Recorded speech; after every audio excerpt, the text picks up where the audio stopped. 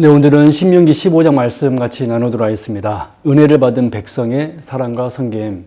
우리 성도님들 오늘 하루도 건강하시고 주님과 동행하는 복된 나날 되십시오. 화이팅!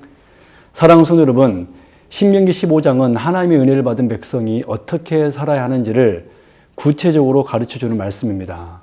하나님께서는 이스라엘을 애굽의 종살이에서 구원하시고 약속의 땅으로 인도하셨습니다. 그러므로 그들은 하나님의 은혜를 기억하며 이웃에게도 은혜를 베푸는 삶을 살아야 했습니다. 하나님께서는 안식년의 채무 면제와 종의 해방, 그리고 초태생을 하나님께 드리는 규례를 통해 사랑과 감사의 삶을 가르치셨습니다. 하나님께 받은 은혜는 자신만 누리는 것이 아니라 이웃을 섬기고 하나님께 감사로 드러나야 합니다. 오늘 본문을 세 가지로 살펴보도록 하겠습니다. 첫 번째, 1절에서 11절의 내용으로 하나님의 백성은 가난한 이웃에게 긍휼을 베풀어야 합니다. 하나님께서는 매 7년마다 안식년이 되면 동족의 빚을 면제해 주라고 명령하셨습니다. 또한 가난한 형제를 만나면 마음을 완화하게 하거나 손을 움켜쥐지 말고 필요한 것을 넉넉히 꾸어주라고 말씀하셨습니다. 특히 안식년이 가까워졌다고 해서 빚을 갚지 못할 것을 염려하며 도움을 거절하지 말라고 경고하십니다. 하나님께서는 인색한 마음보다 자비로운 마음을 기뻐하십니다. 이러한 명령은 하나님께서 자기 백성에게 베푸신 은혜를 공동체 안에서 함께 나누기를 원하셨기 때문입니다. 하나님께서는 가난한 사람을 돌보는 것이 곧 하나님의 마음을 실천하는 것임을 가르쳐 주었습니다. 오늘날에도 하나님께서는 어려운 이웃을 외면하지 않는 삶을 원하십니다. 우리의 물질과 시간과 사랑을 나누며 하나님의 긍휼을 나타내는 것이 성도의 마땅한 삶입니다. 사랑하는 성도 여러분, 하나님께 받은 사랑을 기억하며 도움이 필요한 이웃에게 기쁨으로 손을 내미는 성도가 되시기 바랍니다. 두 번째로 12절에서 18절의 내용으로 하나님의 백성은 받은 은혜를 기억하며 자유를 베풀어야 합니다. 하나님께서는 히브리 종이 6해 동안 섬겼으면 7째 해에는 자유롭게 놓아주라고 명령하셨습니다. 그러나 빈손으로 보내지 말고 양떼와 곡식과 포도주 등으로 풍성하게 나누어 주라고 하셨습니다.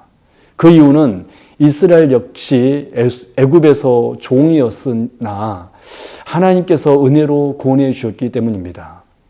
하나님께 받은 자유를 기억하는 사람은 다른 사람에게도 자유와 은혜를 베풀 수 있습니다. 또한 종이 주인을 사랑하여 떠나기를 원하지 않을 경우에는 자원하는 마음으로 계속 섬길 수 있도록 허락하셨습니다.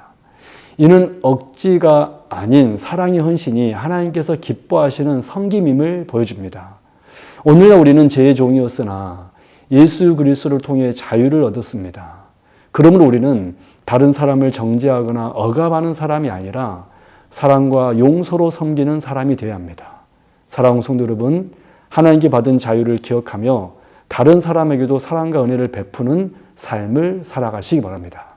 마지막 세 번째로 19절에서 23절의 내용으로 하나님의 백성은 첫 것을 하나님께 드리며 은혜를 기억해야 합니다. 하나님께서는 소와 양의 처음 난 수컷은 모두 하나님께 구별하여 드리라고 명령하셨습니다. 초태생은 출애굽 당시 하나님께서 이스라엘의 장자를 살려주신 구원의 은혜를 기념하는 것이었습니다. 이스라엘은 가장 좋은 것을 하나님께 드림으로 자신들의 생명과 모든 소유가 하나님의 것임을 고백해야 했습니다. 하나님께서는 흠 있는 것은 드리지 말라고 하심으로 최선의 예배를 받기 원하셨습니다. 오늘날 우리는 동물의 초태생을 드리지는 않지만 우리 시간과 재능과 물질 그리고 삶의 첫 자리를 하나님께 드려야 합니다. 하나님께 가장 좋은 것을 드리는 삶은 은혜를 기억하는 사람의 모습입니다. 사랑하는 성도 여러분, 하나님께서 베푸신 구원의 은혜를 날마다 기억하며 우리의 삶 전체를 하나님께 기쁨으로 드리는 성도가 되시기 바랍니다. 정리합니다. 사랑하는 성도 여러분, 신명기 15장은 하나님의 은혜를 받은 백성이 어떻게 살아야 하는지를 분명하게 가르쳐 줍니다. 하나님의 백성은 가난한 이웃에게 긍휼을 베풀어야 합니다. 하나님의 백성은 받은 은혜를 기억하며 자유를 베풀어야 합니다. 하나님의 백성은 첫 것을 하나님께 드리며 은혜를 기억해야 합니다. 이스라엘은 하나님의 은혜로 구원받은 백성이었기 때문에 가난한 이웃을 사랑하고 종에게 자유를 베풀며 하나님께 가장 좋은 것을 드리는 삶을 살아야 했습니다. 하나님께 받은 은혜는 하나님 사랑과 이웃 사랑으로 나타나야 했습니다. 이 모든 말씀은 예수 그리스도 안에서 완성됩니다. 예수 그리스도는 우리를 죄와 사망의 종살이에서 해방시키신 참된 구원자이십니다. 또한 자신의 생명을 우리를 위해 내어주심으로 가장 완전한 사랑과 나눔을 보여주었습니다. 이제 우리는 그리스도의 은혜를 받은 자로서 이웃을 사랑하고 기쁨으로 섬기며 우리의 삶 전체를 하나님께 거룩한 산 제사로 드려야 합니다.